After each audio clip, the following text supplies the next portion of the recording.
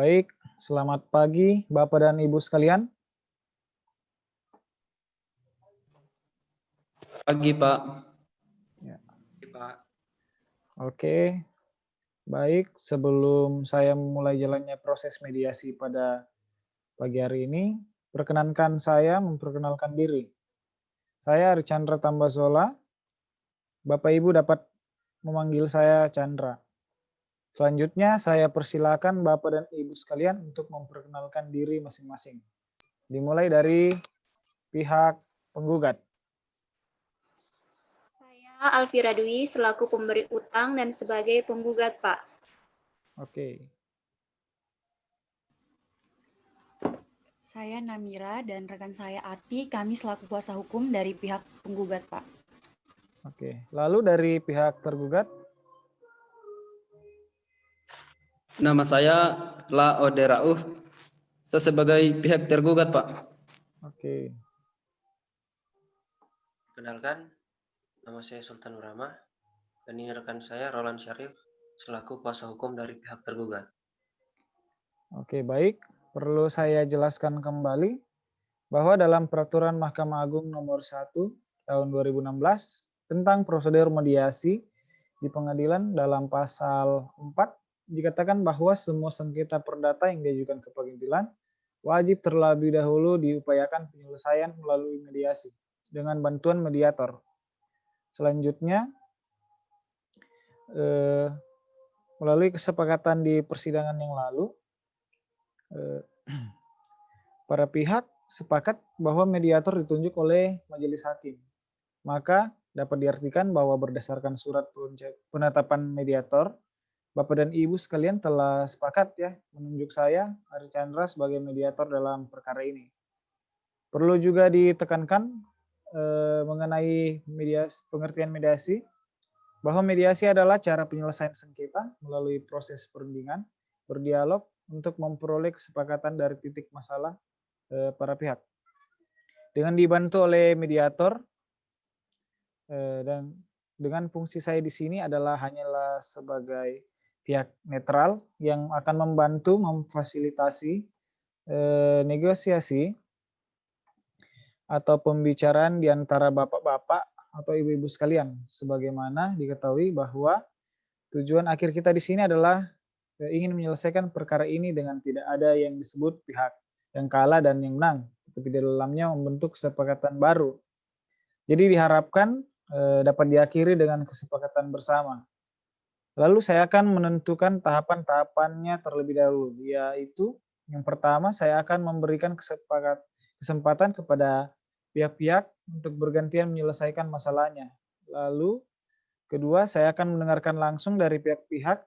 Dan yang ketiga, saya akan mendefinisikan apa saja kesepakatan yang dan juga saya menentukan agenda pembicaraannya. Lalu kita akan bernegosiasi. Lalu yang terakhir kita akan menentukan kesepakatan baik. Baik, apa Bapak Ibu setuju? Setuju, Pak. Setuju, Pak. Oke, baik. Saya akan langsung mendengarkan pemaparan dari pihak penggugat. Silakan pihak penggugat menjelaskan pemaparannya.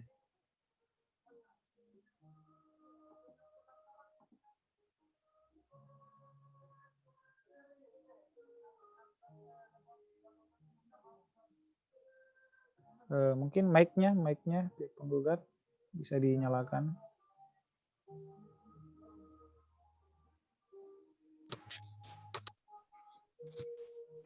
Baik, terima kasih atas kesempatannya, Pak.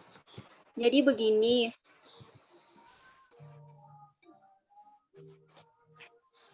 Pak. Sampai saat ini Pak Rauf masih terkait utang piutang dengan saya sebesar 80 juta. Padahal dalam surat perjanjian beliau itu telah sepakat untuk melunasi utang-utang beserta bunganya pada tanggal 12 Desember 2020. Namun hingga saat ini jatuh tempo beliau itu tidak mau melunasi utang-utangnya beserta bunganya tersebut. Saya telah beberapa kali melayangkan somasi kepada beliau, akan tetapi sampai sekarang tidak ada kejelasan apa-apa dari beliau, Pak. Oke, baik. Apakah ada tanggapan dari para kuasa hukum penggugat terkait penjelasan klien Anda? Ya, baik Pak. Jadi seperti yang sudah dijelaskan oleh klien saya, bahwa di dalam perjanjian ini pihak tergugat terbukti melakukan one prestasi, yaitu di mana suatu keadaan debitur tidak dapat memenuhi perjanjian kepada kreditur. Dan sesuai pasal 1243 KUH Perdata, debitur wajib membayar ganti rugi apabila sudah dinyatakan lalai dan dari kesimpulan tersebut ada beberapa unsur pihak tergugat ini telah melakukan one prestasi. Yang pertama, adanya perjanjian antara penggugat dan tergugat. Yang kedua, adanya pihak yang melanggar perjanjian tersebut, yaitu pihak tergugat. Dan yang ketiga, sudah dinyatakan lalai tapi tidak dapat memenuhi perjanjian tersebut.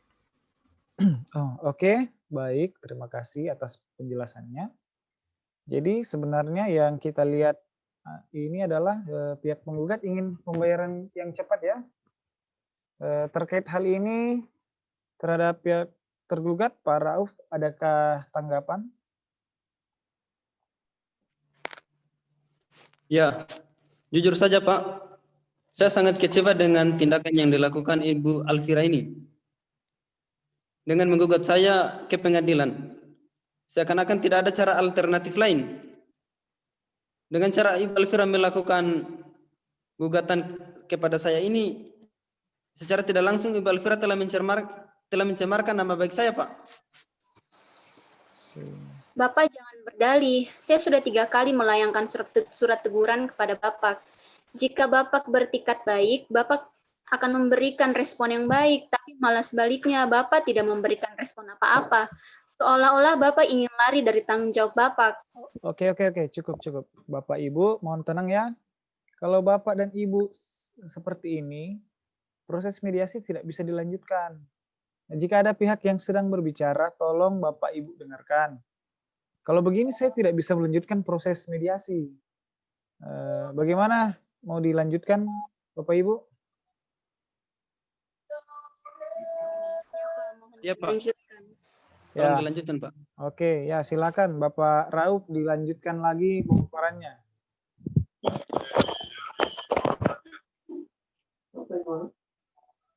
Oke, begini ya Pak, saya sadar betul atas keterlambatan pembayaran saya ini.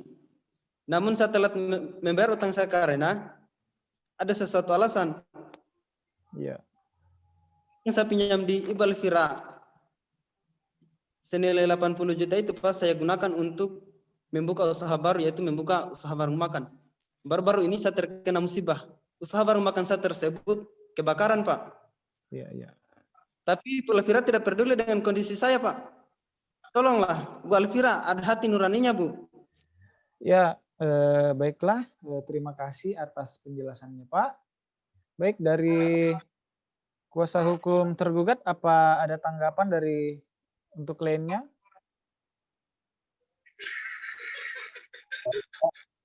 Atas kesempatan ini. Sebagaimana yang kita ketahui, jika keadaan yang dialami oleh klien saya adalah keadaan terpaksa, sebagaimana tercantum dalam pasal 1245 KUH Perdata yang menyatakan tindakan ganti rugi dan bunga digantikan apabila tidak dalam keadaan terpaksa, sehingga klien saya ini tidak menginginkan kejadian ini terjadi.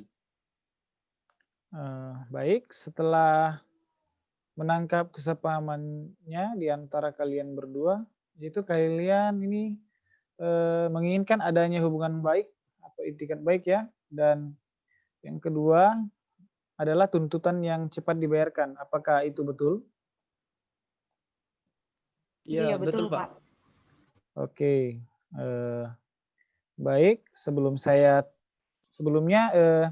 saya telah membaca riwayat pendidikan kalian berdua. Ternyata Bapak Rauf dan Ibu Alfira ini sama-sama alumni SMA 4 Kendari ya, dan juga sama-sama lulus di tahun yang sama. Apakah itu benar? Iya benar Pak. Iya, Pak.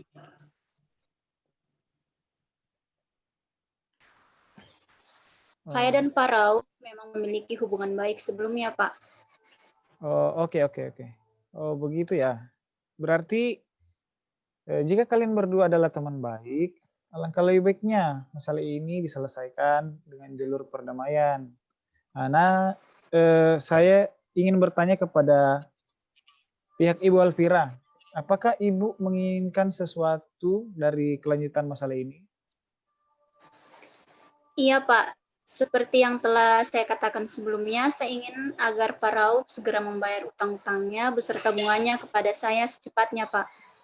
Oke, jadi Ibu menginginkan pembayaran secepatnya ya. Iya, Pak. Baik, terkait pihak Ibu Alfira, apakah Bapak Rauf memiliki tanggapan?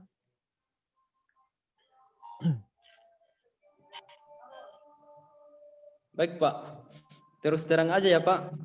Dengan tindakan yang dilakukan Ibu Alfira terhadap saya, menurut saya terlalu gegabah. Dengan menggugat saya ke pengadilan, Ibu Alfira tidak memikirkan keadaan saya sekarang ini, yang sedang terkena musibah kebakaran. Kemudian saya sekarang sedikit kesulitan ekonomi Pak. Ya, baik. Dari para pihak, saya sudah dapat menyimpulkan harapan kalian atas masalah kalian berdua. Yang pertama, Ibu Alfira ingin utang-utang Bapak Rauf kepadanya untuk secepatnya dilunasi ya. Dan yang kedua, pihak Bapak Rauf menginginkan itikat baik dari Ibu Alfira untuk menyelesaikan permasalahan ini secara kekeluargaan saja. Apakah betul? Iya, Pak. Pak, betul. Ya, baik. Sebelum saya lanjutkan, apakah para pihak memiliki usulan yang ingin disampaikan? Baik, Pak. Sebelumnya saya dengan Pak Rauf ini memiliki hubungan yang baik karena kebetulan kami seangkatan di SMA 4 Kendari. Makanya saya berani meminjamkan uang 80 juta kepada Bapak Rauf karena saya pikir beliau adalah teman baik saya. Namun pada kenyataannya Bapak Rauf ini memanfaatkan kebaikan saya dan melanggar perjanjian yang telah kita sepakati.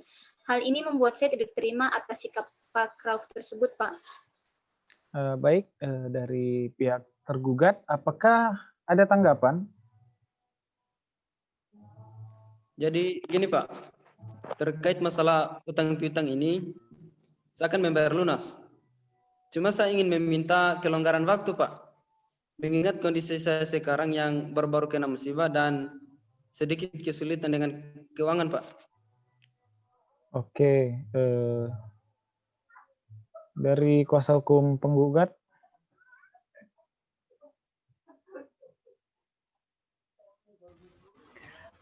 Baik, tetapi tetap saja Pak Rauf harus mengusahakan melakukan pembayaran secepatnya karena mengingat klien saya juga membutuhkan dana untuk keperluan anaknya yang ingin daftar kuliah. Dan mengingat kondisi keluarga Ibu Alfira yang mana klien saya ini adalah single parent yang menjadi tulang punggung keluarga, sehingga kami memohon dengan sangat agar Bapak mengusahakan secepatnya membayar utang-utangnya kepada klien saya.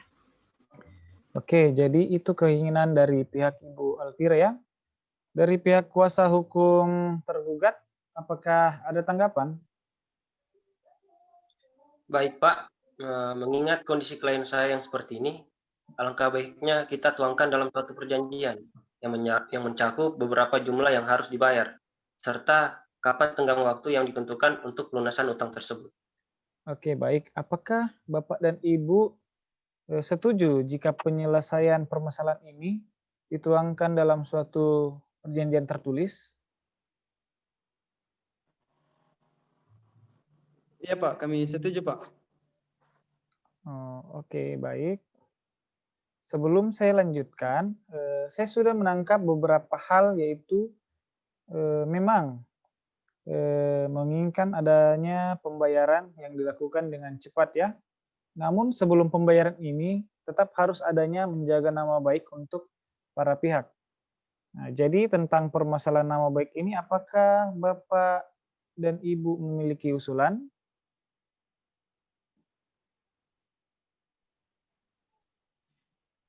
Yang jelas untuk selanjutnya teruntuk untuk Ibu Alfira. Kalau ada permasalahan jangan langsung mengambil kesimpulan sendiri. Asal-asal menggugat saja. Padahal kan kita bisa selesaikan secara baik-baik. Kalau misalkan ada jalur lain seperti musyawarah, Ngapain gugat-gugat saya kayak gini? Oke, baik. Saya juga dapat menyimpulkan ya bahwa Bapak Rauf ini menginginkan adanya itikat baik. Bagaimana dari pihak Ibu Alfira? Baik Pak, sebenarnya saya juga tidak akan melakukan tindakan ini jika tidak ada kejelasan dari pihak Bapak Rauf tersebut untuk membayar utang-utangnya kepada saya. Seperti itu Pak. Oh iya. Baik, berarti dalam hal ini kedua belah pihak sebenarnya menginginkan adanya itikat baik ya. Bagaimana untuk kuasa hukum tergugat sendiri? Apakah ada tanggapan?